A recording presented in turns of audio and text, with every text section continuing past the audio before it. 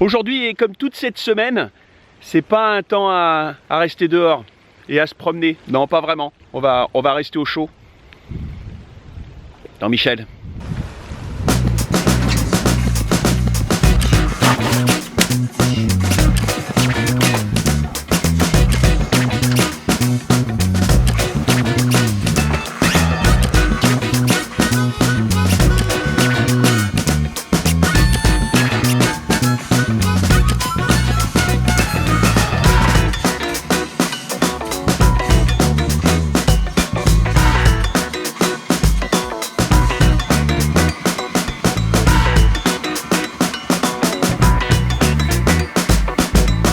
Oui, je sais. J'aime bien faire le rigolo de temps en temps. C'est plus fort que moi. Salut à toi, internaute passionné de voyage et de liberté. Avant de commencer cet épisode, qui a déjà commencé depuis un moment, je voulais vous remercier tous et toutes pour tous ces messages sympathiques que vous m'avez laissés après ce reportage sur France 2 de l'émission Tout compte fait. Pour ceux qui ne l'ont pas vu, le lien est dans le descriptif. Wouh! Le nombre de gens samedi qui ont commencé à me suivre, un truc de dingue. Et j'en profite pour souhaiter la bienvenue aux nouveaux. Bienvenue, les nouveaux. Prochainement, je vais vous faire une fac, une foire aux questions, alors n'hésitez pas à poser vos questions juste sous cette vidéo. Voilà, ça c'est dit. Maintenant, c'est tuto pour les nuls. Ouais. Dans le reportage de Tout compte fait, ils disent que ma chaîne c'est la van life pour les nuls. J'espère que c'est pas que ça quand même. Après mon déménagement, je suis passé voir mes parents pour leur laisser 2-3 petits cartons, et puis pour bien manger aussi. Oui, parce qu'on mange bien chez eux. J'en ai profité aussi pour améliorer et préparer Michel avant un long voyage dans toute la France, et peut-être l'Europe. Enfin, je dis ça, hein. Je dis rien. Mais avant de vous montrer ces modifications, j'avais un petit coup de gueule à faire. C'est le store Rémi qui fait l'encadrement de ma porte côté conducteur. Je fais très attention à l'ouverture et à la fermeture, j'ai toujours peur de les casser. Après 2 ans, plus de 2 ans d'utilisation, eh ben c'est cassé. Alors c'est super pratique, mais c'est quand même un peu fragile. C'est ça là, cette petite pièce là qui a cassé. Bon, je vais essayer quand même de la recoller avec de la colle glue. Mais je suis pas sûr que ça tienne parce que vu que ça prend beaucoup la chaleur, le soleil, c'est très sollicité, j'ai peur que ça tienne pas sur le long terme. Évidemment, ça tient pas, je le savais déjà, mais j'ai quand même essayé. C'est quand même la 2e fois que ça m'arrive, hein. C'est vraiment pas fiable. Je sais pas moi, au lieu de mettre une pièce plastique, faites une charnière en métal. Alors sur internet, j'ai trouvé la pièce détachée. En fait, elle est vendue avec la glissière directement. Et ben vous savez quoi? C'est 35 €. 35 € pour ce bout de plastique qui normalement ne devrait pas casser. Si c'est pas abusé ça, on les voit partout ces stores. Dans tous les fourgons aménagés, dans tous les camping-cars. Quand on voit les milliers et les milliers de stores que vous devez vendre par an, 35 balles, c'est un petit peu abusé, non? Rémi, tu serais pas en train de nous prendre pour des vaches à lait là? Rémi? Ah, ils m'ont énervé là! Ils m'ont énervé! Ah. Bon, et sinon, j'ai apporté quelques améliorations sur mon Michel. La grosse mission de la journée, c'est de s'occuper de cette batterie pour la mettre là, à la place de celle-là. Et tu vas me dire, mais pourquoi tu veux changer de batterie? Cette batterie lithium-ion sera beaucoup plus performante que la batterie gel. Et surtout, ça fait 2 ans et demi que je roule avec mon Michel, et ça fait 2 ans et demi que je sollicite très fortement cette batterie-là, qu'elle commence à avoir des vrais signes de faiblesse. Je suis obligé de la recharger de plus en plus souvent, et elle se décharge de plus en plus rapidement. On approche de l'hiver, et j'ai pas envie de me retrouver un petit peu dans la mouise. Il y a 2 avantages à avoir une batterie lithium-ion. La première, on peut la décharger jusqu'à 92% de sa capacité. C'est-à-dire que pour une 60 ampères heure, je peux facilement descendre à un bon 50, voire plus. Et comme j'ai pas fait le calcul, ça va s'afficher ici. Comme ça, tu sauras exactement jusqu'où je peux la décharger. Tu peux au-delà, mais ça va commencer à jouer un peu sur son espérance de vie. Elle, c'est une batterie gel de 95 ampères heure. Et ces batteries gel, en fait, je ne peux la décharger pas au-delà de 50%. Tu peux, mais ça va vraiment jouer sur son espérance de vie. Et comme je la sollicite énormément, elle est descendue bien souvent au-delà de ces 50%. Et en fait, je crois qu'en 2 ans et demi, je l'ai rincée. Et une batterie lithium-ion, pour la même capacité, c'est quasiment 2 fois plus léger qu'une batterie gel. Ça, c'est pas négligeable. Donc là, le but du jeu, c'est de démonter ce siège-là. Il faut que tu fasses attention à ça, là, à ces câbles-là. Ça, c'est la masse. Et là, ce câble-là, là, c'est pour la ceinture de sécurité. Si j'ai un accident, elle se rétracte. Faut pas merder, faut pas l'arracher, ce câble-là. Donc, il va falloir faire attention. Il faut enlever ce petit vis ici. Là, il y a encore 2 autres vis. Là, t'en as un ici aussi. Et là, t'en as 2 autres ici.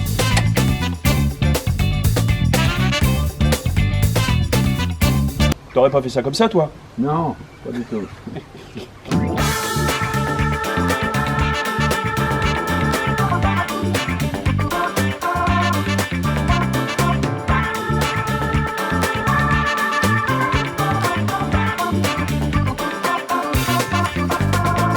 Ici, un écrou avec une clé de 13. Vous en avez un là et un à l'opposé.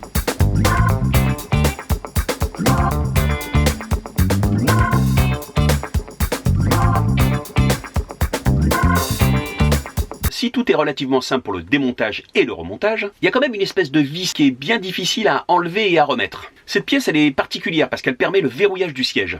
Va falloir jouer à la fois avec une clé de 20 et un trou qui se trouve dans le siège pivotant. Et c'est pas super évident. Je vous dis ça parce que j'ai bien galéré pour trouver la solution. Et comme c'est un tuto pour les nuls de la van life, je me suis dit que ça allait vous aider. C'est cadeau voyage. Ouais, parce qu'en fait, j'avais pas de notice, rien du tout. J'y suis allé comme ça. Comme un aventurier. Après, pour retirer le siège, il suffit de trouver un autochtone qui vous aidera avec grand plaisir.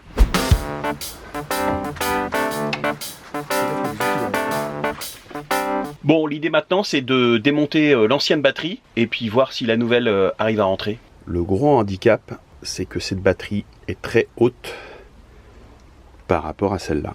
Je suis confiant. Je vais peut-être tout débrancher avant. Le panneau de contrôle, tout ça, je vais éteindre tout. Alors quand vous avez un puzzle, il faut vraiment vérifier un truc, c'est qu'ici, vous voyez, c'est écrit moins. Et on a l'impression que c'est du plus. Les polarités sont inversées. Là, c'est marqué plus. Et le câble est noir. Donc méfiez-vous.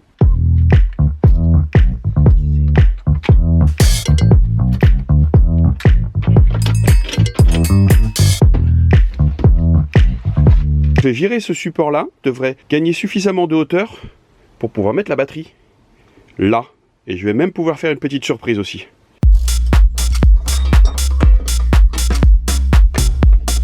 On dépasse de pas grand chose. Mais... on va nettoyer parce que c'est dégueulasse.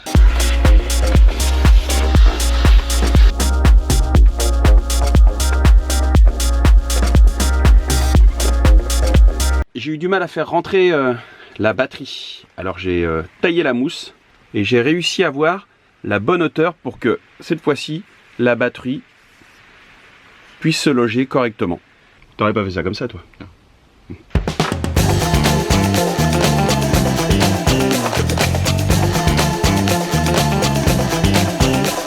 Bon, ça y est, c'est monté. C'est exactement ce que je voulais faire. Ça rentre pile poil au millimètre. J'étais vraiment pas sûr que ça allait rentrer et je ne pensais pas que ça allait être aussi bien foutu. Vraiment. Donc j'ai réussi à mettre la batterie lithium-ion et le caisson de basse. Je me suis dit que maintenant que comme j'allais voyager, j'allais m'offrir un petit système son dans mon Michel pour écouter bien comme il faut la musique. J'ai acheté un petit système qui s'appelle le Compagnon 3 de chez Bose. C'est un système qui se fait plus du tout. J'ai mon pote Siudebus qui a ça dans son beau camion et je me suis dit que j'allais le copier. Et je peux vous dire que ça marche super bien. Le caisson de basse, il va pas se voir. C'est hyper bien calé. Ça va pas bouger du tout, même en cas d'accident. J'ai mis une sangle sur la batterie lithium-ion. J'ai testé. Maintenant, j'ai plus qu'à reposer le siège, à revisser et à remettre tout correctement. Et c'est reparti pour un tour. Ce que je vous conseille de faire quand vous remettez le siège, c'est d'abord de mettre tous les boulons. Et après, une fois que tout le monde est bien installé, vous serrez. Sinon, ça ne marchera pas. Vous allez avoir des problèmes de calage, de trucs, de machin. Ça va être l'enfer. Lorsque j'étais au VDL, je suis passé faire un tour au stand Truma, juste pour savoir s'il y avait 2-3 trucs à surveiller ou à entretenir sur mon C4. Si, comme moi, vous utilisez votre boiler tous les jours, il est conseillé de le détartrer une fois tous les ans ou tous les 2 ans. Et pour ça, rien de plus simple, coupez votre Truma. Dans la cuve d'eau propre, remplie à moitié, rajoutez 5 litres de vinaigre blanc. Vous ouvrez tous vos robinets en mode eau chaude, vous laissez couler jusqu'à temps que votre boiler soit rempli du mélange eau-vinaigre blanc.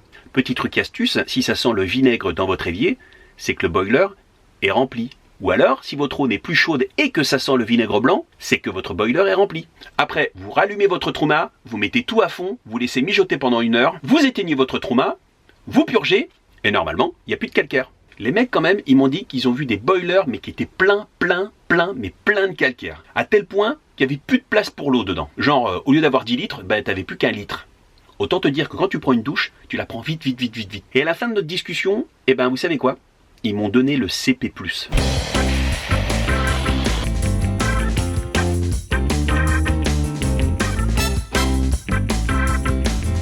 Et franchement, après 1 mois d'utilisation, c'est pas mal du tout. D'abord parce que je trouve ça bien pratique, et après je pense vraiment que je vais faire des économies avec. Parce que tu peux régler au degré près la température. Avant, j'avais que le thermostat. Soit j'avais trop froid, soit j'avais trop chaud. Tu peux même déterminer un créneau horaire. Et ça, en fait, c'est pas si gadget que ça. Par exemple, la nuit, quand je dors, 15 degrés, ça me suffit amplement. Et le matin, Pour le réveil, je peux régler la température à 19 degrés par exemple. Je dépense juste ce qu'il faut, comme il faut. J'ai vraiment hâte d'essayer la Inetbox de chez Truma. Enfin, je dis ça...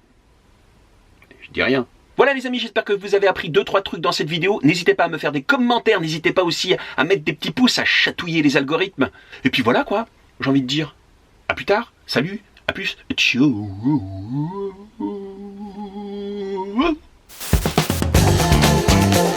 Les parents maintenant, dans le supermarché du coin, c'est devenu des stars. Hein. Bonjour, vous êtes les parents de Philippe et de Michel ?